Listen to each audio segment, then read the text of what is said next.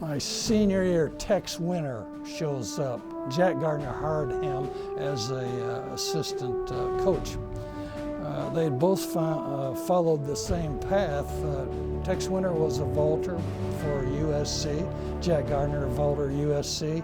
So Tex Winter was hired as assistant coach. He wanted a Sam Berry disciple, and actually I'd sort of committed to take a job as track coach at Ventura Junior College.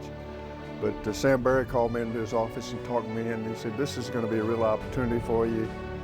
He flattered me by saying that I had a key mind for basketball and I was going to be a good coach. Blew me up pretty good. And my first recruit was Ernie Barrett. Tex Winter started coming to me and visiting with me when I was working on the railroad. And as a result, he really recruited my parents. And Tex was such a tenacious recruiter that he just kept coming back, and the foreman on the railroad finally told me, he said, "Listen, young man, you better make a decision or you're going to be fired." Very fortunately at that time, of course, as I say, freshman, didn't play varsity ball until later. They did later, but so you had them the freshman year where you could really work with them on fundamental skills and work with them on your offense. That rule, that system was sort of made for Tex. It worked so well for him to have kids not be able to compete for a year, just learn his system.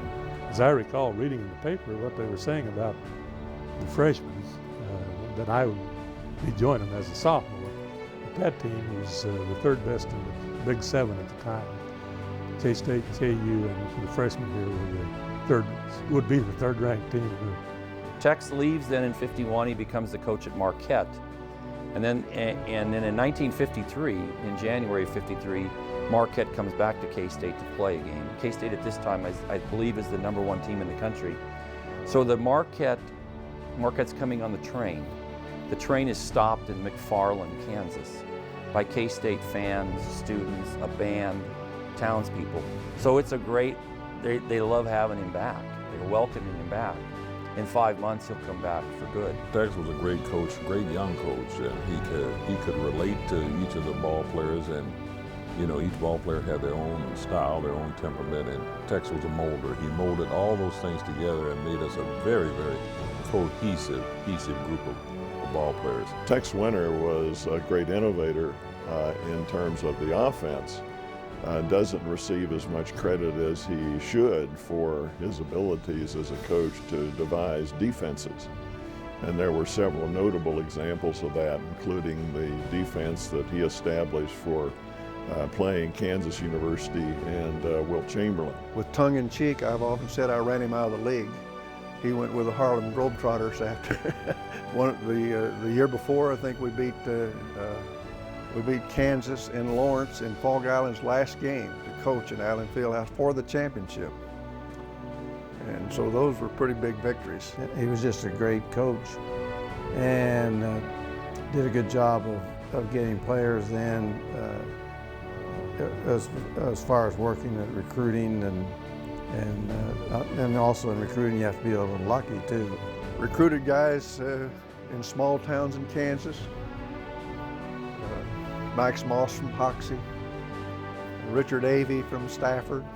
And I was always very much impressed with the youngsters from Kansas, their character and their work habits.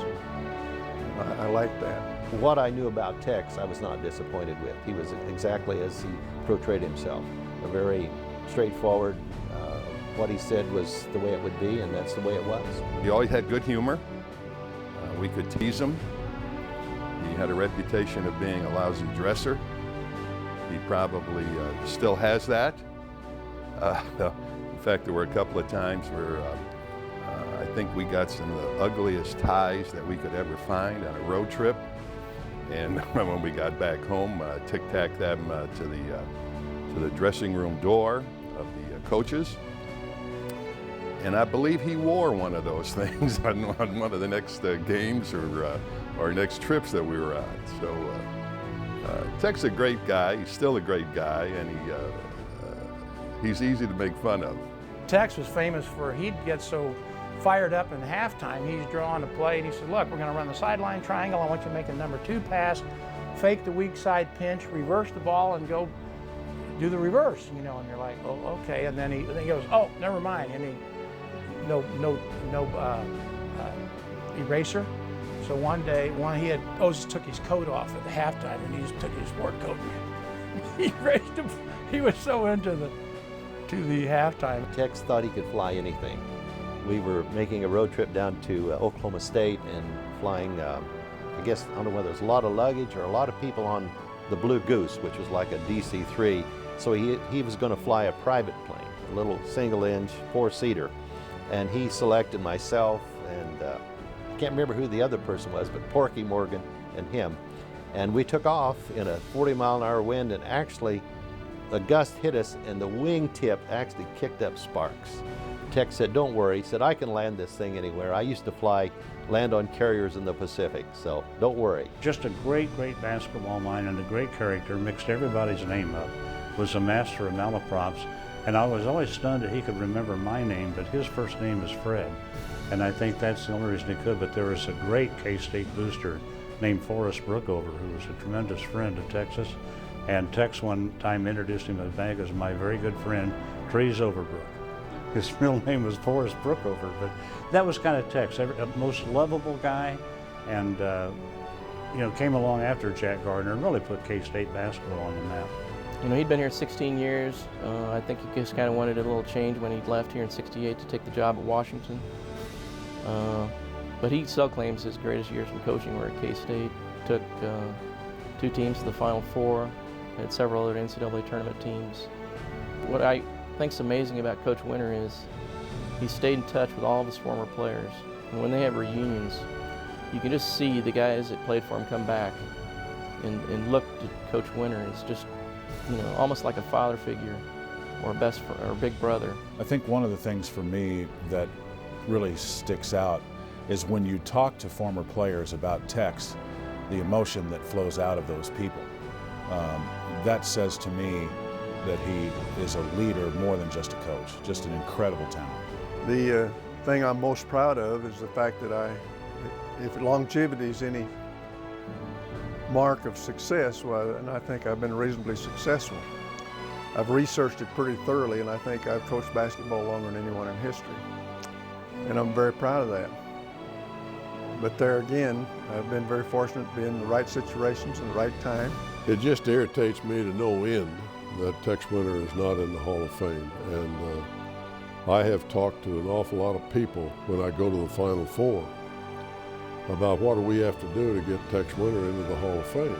If his criteria, if his resume doesn't meet the criteria, then I don't understand exactly what the Hall of Fame is for. He's so deserving. Even if he never makes it, he will be remembered as one of the outstanding coaches and basketball minds in this country, in basketball. He is fully deserving of it. No one has devoted more of their life and such an impact on the game as Tex has. And so he should be in that Hall of Fame. And I hope and pray that someday he will be.